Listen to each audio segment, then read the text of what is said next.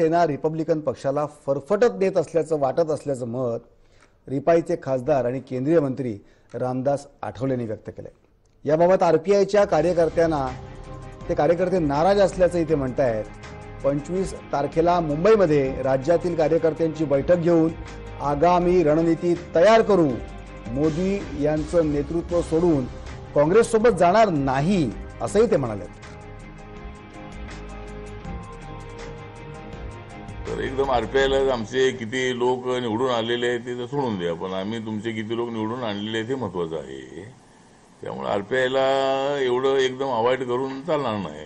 आम्ही काँग्रेस सोबत असताना आरपीआयला एकदम असं अवॉइड ते करत नव्हते आरपीआयच्या संबंधामध्ये। तर या दोघांनी थोडंसं असं एकदम अनुलेखाने आम्हाला मारण्याचा प्रयत्न होऊ नये। आम्ही तुमची बाजू देशभर मांडतो आहोत।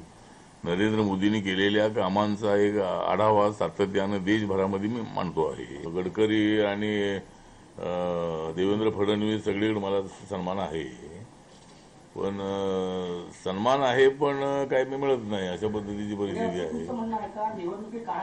एखादी जागा आपण मागितली होती तर माझ्याशी चर्चा करणं आवश्यक होतं। बाबा आपल्याला असं करायचं आहे, किंवा त्या दोघांच्या अनाउन्समेंटमध्ये आरपीआय सुद्धा त्यामध्ये असतील तर अजून ते